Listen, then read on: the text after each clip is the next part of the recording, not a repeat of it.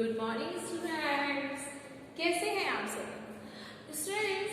कल की वीडियो में मैंने आपका जो चैप्टर है आलो अंधरी विधान का वो पढ़ाया था। साथ में उनकी जो लेखिका है बेबी हलदार उनके बारे में बताया था। तो आइए आज हम अपना चैप्टर कंटिन्यू करते हैं। आलो अंधारी, इसका मतलब मैंने आपको बताया भी था अंधेरे में उजाला। तो बच्चों जब आप वीडियो देखें तो आप पेज नंबर 23 का सेकंड पैराग्राफ निकाल लीजिएगा। देखिए मैंने आपको बता दिया था कि उसको काम की बहुत ज्यादा परेशानी हो रही थी, बेबी को इधर से उधर वो काम के लिए भटक रही थी। तो लास्ट में उसको सुनील नाम का जो एक युवक है काम दिला देता है एक बंगले में और काम मिल जाता है। अब देखिए आगे हम पढ़ते हैं, वो क्या कह रही है बेबी जी कि मैं इसी तरह रोज सवेरे आती और दोपहर तक सारा काम खत्म कर कर चली जाती थी। जिस घर में उनको काम मिला था, जिस बंगले में उनको काम मिला था, उस घर के बारे में बता रही है, बंगले के बारे में कि मैं रोज सुबह जल्दी जल्दी आया करती थी और आकर सारा काम दोपहर तक करके चली जाती थी। बीच बीच में साहब मेरे बारे में इधर उधर की बातें पूछ लेते।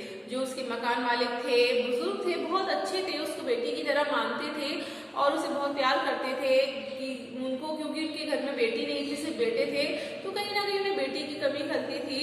तो उसके बारे में बात किया करते थे, उसके इधर उधर की उससे बातें पूछा करते थे। एक दिन उन्होंने मेरे बच्चों की पढ़ाई लिखाई के बारे में पूछा तो मैंने कहा मैं तो पढ़ाना चाहती हूँ, लेकिन ऐसा सहयोग कहाँ है, फिर भी चेष्टा करूंगी। उन्होंने कहा कि तुम्हारे बच्चे कितने हैं, उसके बारे में पूछने लगे कि क्या तुम्हारे बच्चे पढ़ने लिखने स्कूल जाते हैं। तो उसने कहा मैं अपने बच्चों को पढ़ाना लिखाना तो चाहती हूँ, लेकिन मेरा दुर्भाग्य ऐसा है मेरे पास इतना पैसा नहीं है कि मैं उनको पढ़ा सकूं। फिर भी मेरी कोशिश ये प्रयास रहेगा कि मैं अपने बच्चों को पढ़ा सकूं। उन्होंने एक दिन बुलाकर फिर कहा तुम अपने लड़के और लड़की को लेकर आना, यहाँ एक छोटा सा स्कूल है, मैं वहाँ बोल दूंगा, तुम रोज बच्चों को वहाँ छोड़ दिया करना और घर जाते समय अपने साथ ले जाना।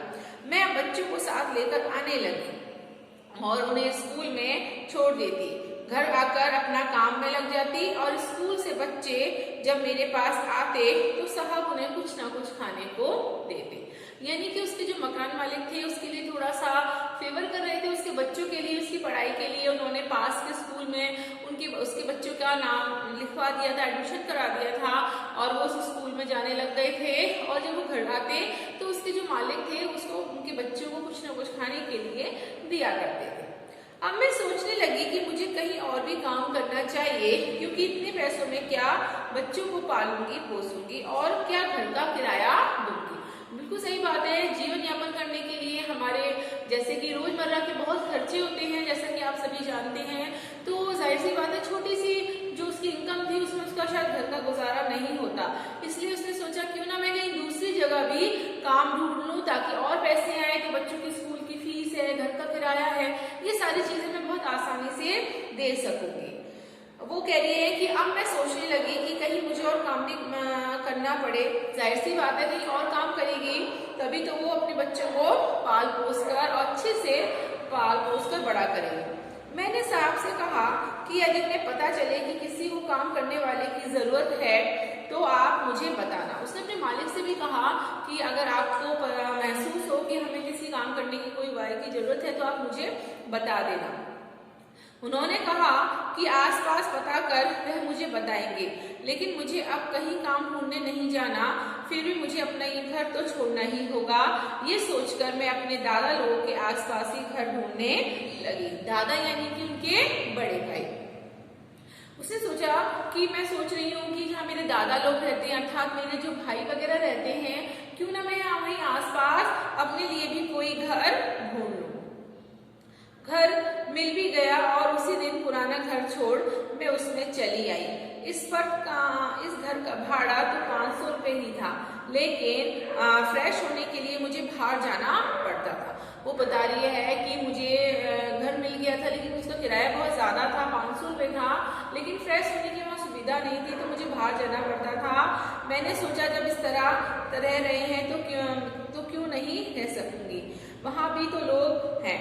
उसने कहा कि बाकी के लोग जब इस तरह से वहां रह रहे हैं कि वो फ्रेश होने के लिए बाहर जाते हैं, तो क्यों ना मैं भी फ्रेश होने के लिए बाहर चली जाऊं, मैं भी थोड़ा सा एडजस्ट तो कर लूंगी। उसने चेष्टा की सब कुछ जानने की और उसने बहुत सारी बातों को समझा, सोचा।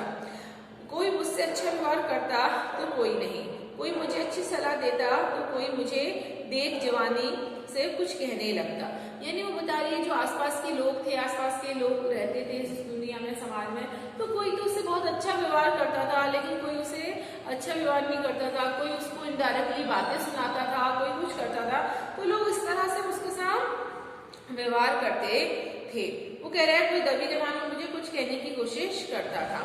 इन सब बातों से मुझे कुछ लेना देना नहीं था। मैं सवेरे उठकर बच्चों को खिला पिलाकर रेडी करती और घर में ताला लगाकर उनके साथ निकल जाती।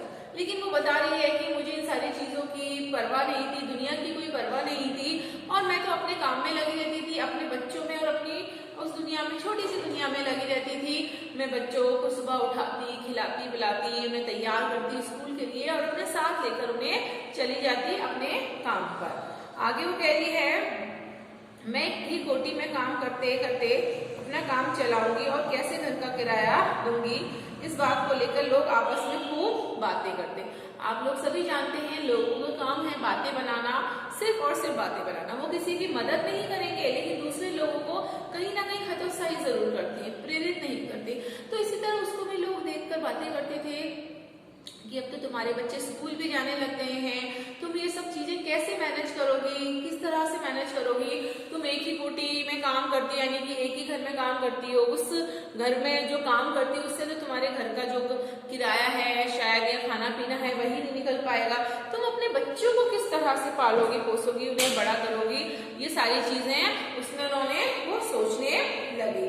फिर वो कह रही है कि वो सोचने लगी मुझे बहुत चिंता होने लगी, मुझे और 2-1 कोठियों में काम नहीं मिला, तो इतने से कम पैसों में मैं कैसे गुजारा करूंगी। वो जाहिर सी बात है बच्चों, वो भी ये सोच रही थी कि यदि अगर मुझे पैसा नहीं मिला तो मैं किस तरह से काम करूंगी, इतने कम पैसों में मैं किस तरह से मैं गुजारा करूंगी। वो ये सारी चीजें कहीं ना कहीं क्या कर रही थी बच्चों, सोच रही थी। आगे वो कहती है मैं रोज साहब से पूछती, किसी ने उन्हें काम के बारे में बताया। उसने अपने मालिक से कह रखा था, तो वो कह रही थी कि मैं अपने साहब से पूछ रही थी कि क्या आपको किसी ने मेरे काम के बारे में बताया, क्या किसी को काम करवाने की जरूरत है, किसी को मेरी जरूरत है या नहीं। वे मेरा प्रश्न और वही बात कर डाल देते, लेकिन उन्हें देखकर मुझे लगता जैसे वे नहीं चाहते कि मैं कहीं और भी काम करूं। शायद वे सोचते रहे हों कि मुझसे वह सब होगा नहीं, और होगा भी तो उसमें बच्चों की पढ़ाई लिखाई ठीक से नहीं चल पाएगी। उसका ऐसा मानना था, वो ऐसे सोच रही थी कि मेरे जो मकान मालिक है वो नहीं चाहते कि मैं कहीं दूसरी जगह जाकर भी काम करूं। हो सकता है उनको ऐसा लगता हो कि मैं दूसरी जगह काम नहीं कर पाऊंगी, थक जाऊंगी और फिर अपने बच्चों को कैसे संभालूंगी। वो ऐसा नहीं चाहते थे, यानी कि मैं अपने बच्चों की पढ़ाई लिखाई भी नहीं करा पाऊंगी। अगर दूसरी जगह काम करने गई तो जाहिर सी बात है मैं थक जाऊंगी। शायद इसलिए एक दिन हठात मुझसे पूछा, बेबी महीने में तुम्हारा कितना खर्चा हो जाता है। शर्म से मैं कुछ नहीं बोली और उन्होंने दोबारा भी नहीं पूछा। एक दिन की बात है, वो बता रही है कि उसके जो मालिक हैं, उसके मालिक ने उससे पूछा कि बेबी बेटा आपका कितना खर्चा हो जाता है महीने में, अर्थात आपका कितना खर्चा है। लेकिन उसने शर्म के मारे अपने मालिक को कुछ भी नहीं बताया और उसके मालिक ने उससे दोबारा भी नहीं पूछा। मुझे सवेरे जल्दी उठकर बिना कुछ खाए पिए काम पर आना पड़ता था। खाना वाना बनाकर मैं घर जाती और वही सब काम वहां जाकर करती। वो बता रही है कि सुबह सुबह उनको भी चाय नाश्ता, उनका खाना पीना मुझे देखना होता था अपने मालिक का, तो वो सुबह जल्दी आती थी अपने घर से बिना कुछ खाए पिए और फिर सारा काम करने के बाद वो घर जाती, तब अपने घर में कुछ खाती। साहब कहते तो कुछ नहीं, लेकिन कभी कभी ऐसा कुछ कर बैठते जिससे मैं जान पाती कि उनके मन में मेरे लिए माया है। माया यानी बच्चों उनके प्रति प्रेम है, यानी कि वो उसको अपनी एक बेटी की तरह मानते थे। उसके साहब उसे कुछ भी ज्यादा नहीं कहते थे। जैसे अक्सर हम देखते हैं कि काम में, घर में जब नौकर चाकर काम करते हैं तो हम उनको बोलते हैं ऐसा करो वैसा करो, या उनको डांट वगैरह भी देते हैं, लेकिन वो उसके साथ ऐसा कुछ भी नहीं करते थे। उनका व्यवहार उसके बहुत ही अच्छा था।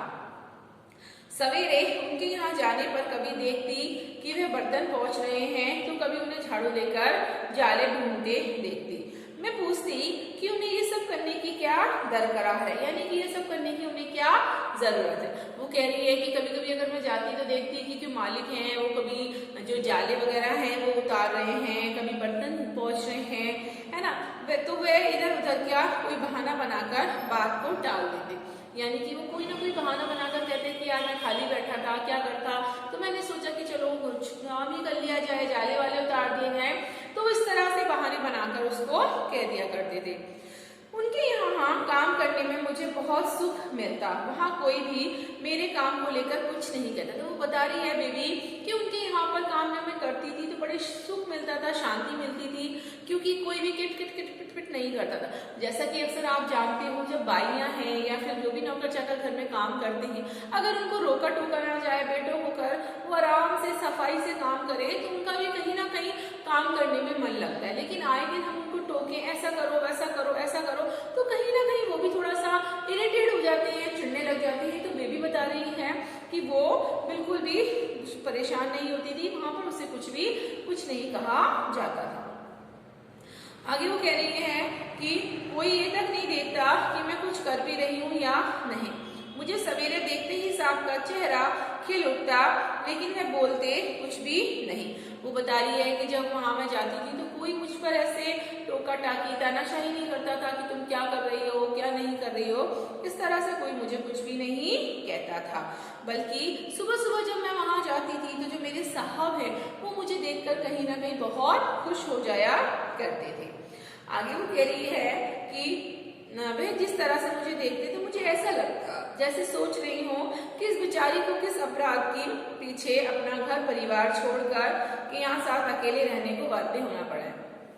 बेबी हलदार जो है वो हमें बता रही हैं कि उसके साथ ऐसा सोचा करते थे या ऐसा सोच रहे होते कि बेचारी ये जो लड़की है इतनी परेशानी से गुजर रही है, अपना घर परिवार छोड़कर यहाँ रह रही है, अपने बच्चों का पालन पोषण कर रही है, पता नहीं कौन सी ऐसी परेशानी होगी, कौन सी ऐसी उसकी मजबूरी होगी जो बेचारी यहाँ रहने के लिए बाध्य है, यानी कि मजबूर है।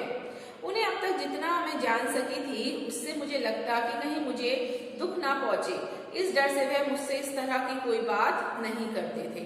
वह कुछ कहना शुरू करते फिर अचानक चुप हो जाते। वो बता रही है कि मेरे जो साहब थे, जो मालिक थे, बहुत ही अच्छे थे, बहुत ही सभ्य थे, तो वो कभी भी मेरे से इस तरह से व्यवहार नहीं करते थे या मुझे कुछ भी उल्टा सीधा नहीं बोलते थे कि जिससे मुझे कोई भी दुख हो, परेशानी हो। वो हमेशा मुझसे बहुत ही प्यार से, बहुत ही अच्छे से बात किया करते थे। कोई ऐसी बुरी बात मुझे नहीं कहते थे जिससे मेरे दिल को ठेस पहुंचे या फिर मुझे बुरा लगे। तो स्टूडेंट्स, ये आज तक का आपका चैप्टर था। इस चैप्टर को हम कल कंटिन्यू करेंगे।